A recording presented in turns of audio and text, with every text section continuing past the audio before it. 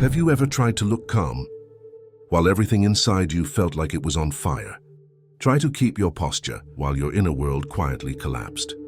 Sometimes life tests the most sensitive souls like this, because there's a subtle difference between enduring pain and being shaped by it. Joe Dispenza teaches us that the mind reacts even before we can think, and to truly change the world around us, we must first silence the earthquake within. Most people live as if they're constantly under attack, as if the outside world has total power over their inner peace. They react, defend, explain, beg to be understood. But here's a truth you dare to face. Everything you try to control out there is just a mirror of what you haven't mastered within. Life responds to your frequency, not your arguments. It listens to your silent energy, not your justifications. And that energy is shaped by where you place your attention now. Imagine this. What if you stop looking for stability in things that constantly change? What if, instead of trying to shape the world around you, you allowed your inner world to become your true point of power? Joe Dispenza calls this coherence, between heart and brain, between emotion and thought, between who you are and who you believe yourself to be. Because it doesn't matter what the world says. What matters is what you hold inside. Even in the silence, many confuse this posture with coldness. But it's not coldness. It's presence, it's emotional maturity. It's choosing not to be swept away by other people's storms. It's knowing that real self-control isn't about suppression. It's conscious fluidity. It's recognizing emotion, feeling it fully and still choosing not to act from it.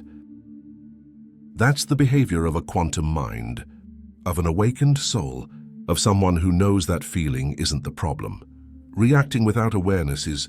In this video, we'll dive into that place together, a place where silence isn't absence but power, where calm isn't passivity, but a vibrational strategy, where your mind stops being a battlefield and becomes an instrument of creation. We'll talk about emotional addiction, about bodies addicted to drama. We'll expose the subtle mistake of waiting for peace before acting with strength. We'll practice, feel, and experience a new identity, a new vibration, a new point of creation. And by the end, you won't be the same, because once you experience peace as a choice, not a result, there's no going back.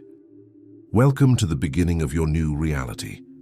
Have you noticed how so often the reaction comes before the thought, as if something inside you already decided to get angry, shut down, or lash out, before you even understood what you were feeling? That's not weakness, that's programming. It's your body taking over your mind. Joe Dispenza explains that when an emotion is repeated enough times, it stops being temporary and becomes a state of being. And in that state, you don't respond to what's happening now. You relive what happened yesterday and the day before. And years ago, being shaken is not really about the present.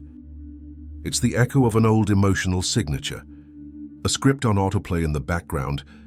You think you're reacting to what just happened, but really you're replaying a memory. And the more you identify with that emotion, the more it shapes your biology. Your body becomes addicted to feelings like anger, fear, rejection, guilt. That emotional addiction builds an invisible prison, where even the smallest trigger can spark inner chaos. The mind, when left untrained, behaves like a danger detector on high alert. And the worst part, it believes it's protecting you. It activates the same survival circuits, even when there's no real threat. A strange look, a comment, a delay in a reply, and suddenly your whole system is in panic mode. Your heart races, your muscles tighten, your mind shuts down. All this, not because of what happened, but because of the story your mind tells about it. But here's the most freeing truth. That story can be rewritten. Neuroscience shows us that when you change your emotional response to the same situation, you begin to dissolve the vibrational pattern that kept you stuck. You teach your body to stay calm, where it once created storms. And in doing so, a new identity begins to form. One that observes before reacting, that breathes before exploding, that grounds itself before being swept away. This is the foundation of self-mastery. It's not about suppressing feelings, but reclaiming the power to choose your response. Because when you react on autopilot, the world controls you. But when you respond with awareness, you command your frequency, and it all begins with one simple question. What I'm feeling right now, is it truly mine, or is it just an old echo trying to survive? The world will keep testing your stability, but what really matters isn't what happens out there. It's what you allow to remain inside. The mind that learns to observe instead of just react becomes the greatest force of creation. Because the universe doesn't answer what you say you want. It responds to what your energy silently sustains, even when no one's watching. Many people believe they must feel completely at peace before taking the next step, that they need to wait for the perfect moment, for full alignment for the noise inside to finally stop. But that waiting is often a subtle trap, a delay disguised as spirituality. Joe Dispenza reveals that the conditioned mind will always search for reasons to stay in the familiar, even if that familiar is painful. Waiting for peace before acting is like waiting for the sea to be still before learning how to sail. The truth is, strength doesn't come from the absence of conflict. It comes from the decision to move forward, even when your heart is racing, even when doubt still whispers, even when clarity hasn't fully arrived. Strength is choosing to act, despite emotional turbulence, because if you only act when everything feels calm, your actions don't come from power, they come from environmental dependence.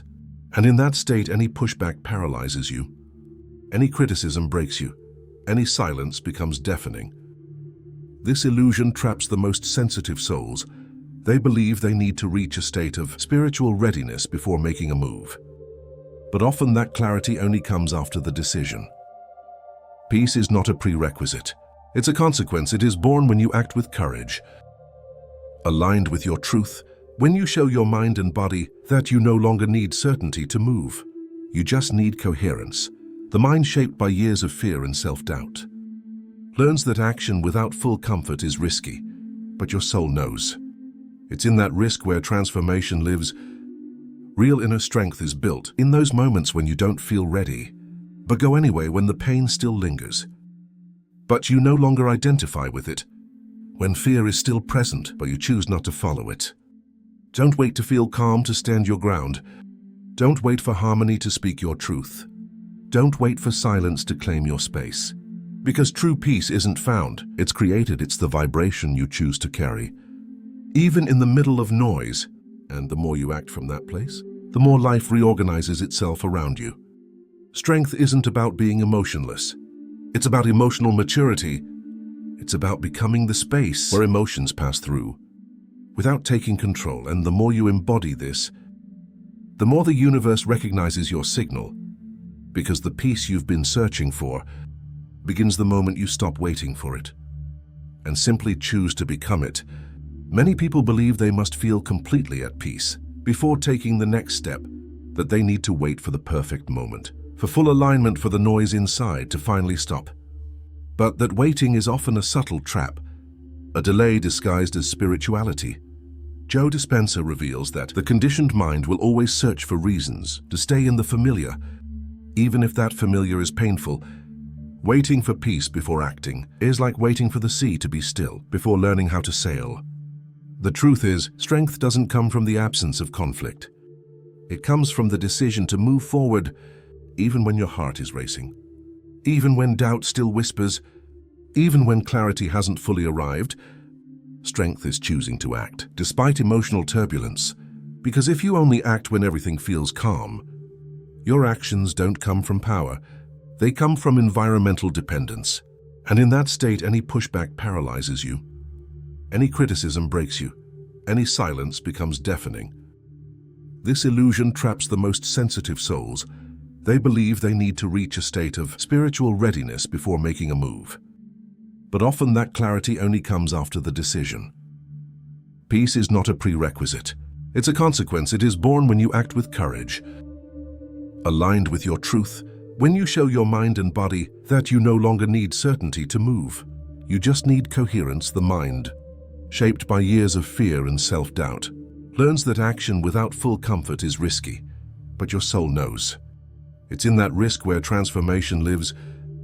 Real inner strength is built in those moments when you don't feel ready, but go anyway when the pain still lingers.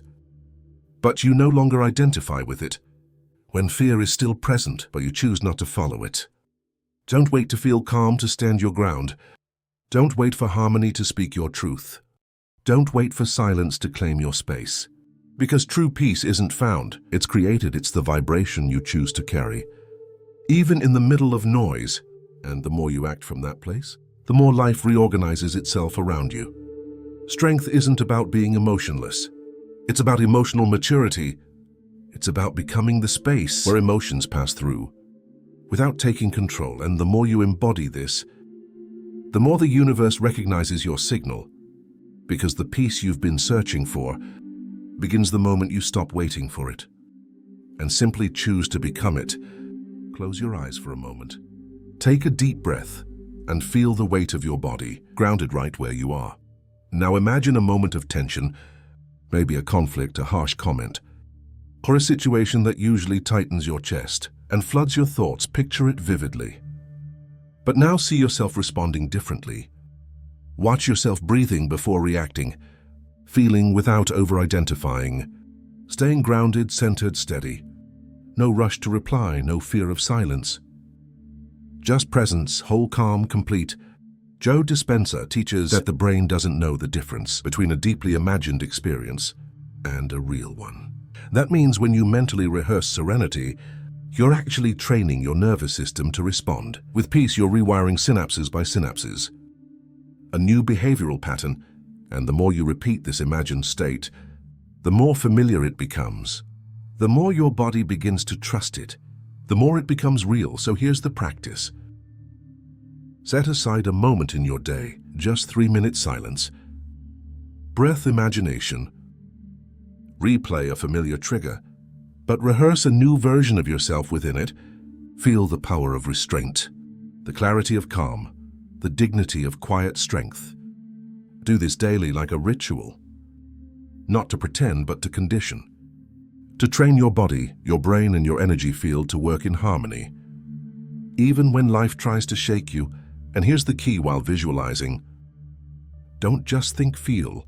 Embody the emotion of being composed, of being rooted in truth, of staying aligned under pressure. This is not performance, this is preparation. You're installing a new blueprint. You're transforming your inner reaction into a conscious response. That's the essence of applied neuroplasticity. Soon you'll notice something remarkable. What used to knock you off balance no longer has the same power. Old triggers lose their grip. The urge to react fades because your body has learned a new way. A better way, and that new way becomes your baseline. Your automatic, your truth. This is what Joe calls evolution from the inside out. Simulating serenity isn't pretending. It's tuning. It's saying to the universe, this is the frequency I choose, and the universe always answers that signal. Not because you asked, but because you became. And once it becomes truth in your body, it begins to show up in your world in ways you never imagined. How many times have you said, this is just who I am, to justify an emotional outburst? Or used, I'm just being honest, to excuse a reaction that came from pain, not truth. There's a fine line between authenticity and reactivity, between being true to yourself and hiding behind that truth to keep repeating old behaviors. Joe Dispenza reminds us that the conditioned mind will find clever ways to defend the old identity, even if that identity is rooted in wounds. But who is this you're defending? Is it your highest self, or just a version shaped by fear, disappointment, and survival? True authenticity isn't about acting on every feeling.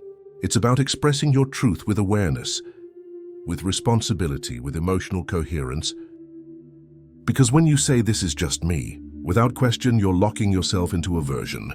You may have outgrown a version formed by past pain, not present intention. Self-sabotage often wears a kind voice, tells you you're just honoring your feelings, but what it really wants is to keep you safe, not free. It wants to avoid the discomfort of growth, the unfamiliarity of refinement. And so you keep reacting the same way, attracting the same situations, repeating the same cycles, and calling it authenticity. But authenticity without consciousness is just unconscious repetition. Real authenticity requires depth, a willingness to look within and ask, am I being true to my essence, or just loyal to my history? Am I living from alignment or from habit?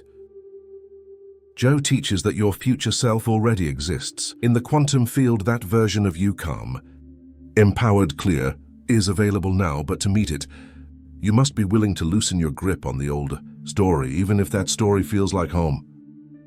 Because maybe the truest version of you isn't loud, impulsive, or defensive. Maybe it's wise, soft-spoken, grounded.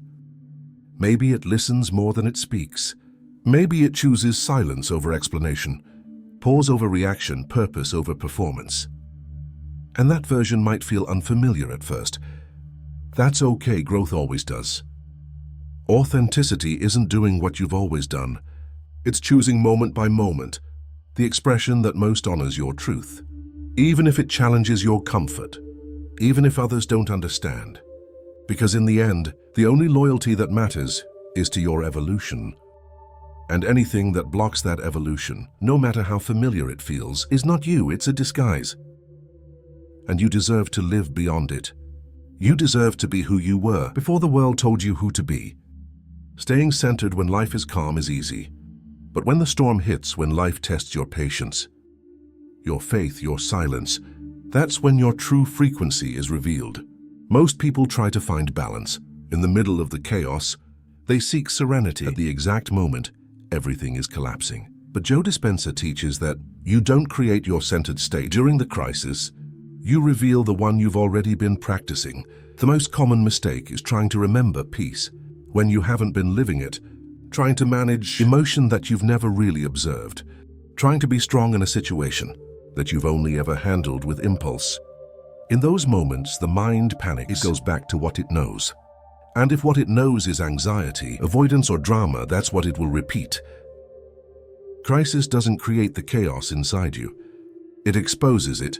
Most people fail here because they don't understand that preparation is energetic. It happens in silence, in the small unseen decisions, in that moment when you pause before speaking, when you don't send the angry message, when you simply notice what you feel without feeding it. These are the invisible moments that build your inner strength, because the storm doesn't shape you. Your habits before the storm do. And when you haven't trained for peace, the crisis devours you. You fuse with your fear. You drown in your anger. You collapse into your old wounds and then blame yourself for failing. But this isn't about failure. It's about lack of practice. Because being centered is not a magical trait. It's an emotional muscle, and like any muscle, it grows with consistent, intentional use. Peace isn't a reward life hands you when you've done enough. It's a choice you make even when the noise is deafening. Especially then, and the more you choose it in the quiet moments, the more natural it becomes. When the pressure rises, the crisis stops being your test. It becomes your mirror. It shows you where your energy still wavers, where your presence still slips, where your body still flinches instead of breathing. And that's your opening, your invitation to choose again, to stay in the eye of the storm, to anchor into yourself instead of reacting to what spins around you. Those who stay grounded in the chaos aren't cold. They're practiced, they've trained in silence. They've built strength when no one was watching. And that's why when the world spins, they remain, because those who plant presence harvest power. And that power isn't to control others. It's to stop being controlled by fear, by reaction, by old programming. It's yours and it's already inside you. Picture this: you are an antenna, not just symbolically, energetically. Your body, your thoughts, your heart, they're constantly broadcasting signals. Joe Dispenza teaches that every thought charged with emotion sends a frequency out into the quantum field. And like a finely tuned receiver, you begin attracting people, experiences, and events that resonate with that exact frequency. The life you experience isn't random.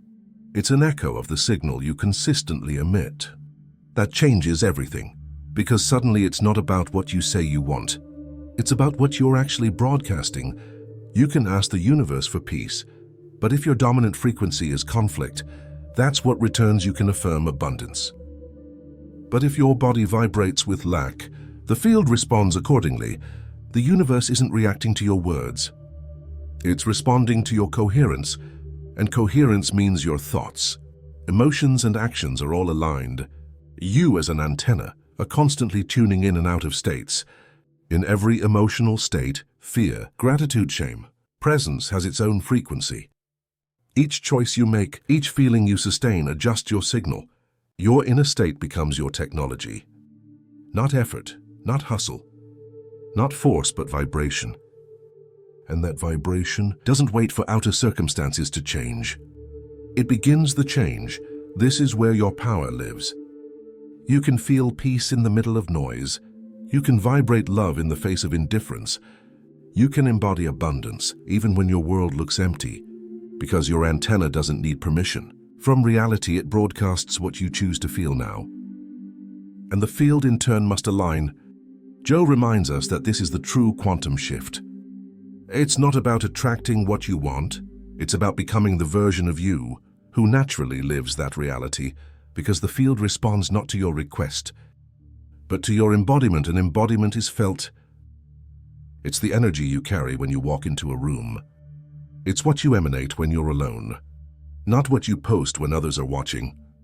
Your outer world is not punishment or reward. It's resonance, it's a mirror, a message, and at any moment, you can change the frequency, not to manipulate life, but to align with your truth.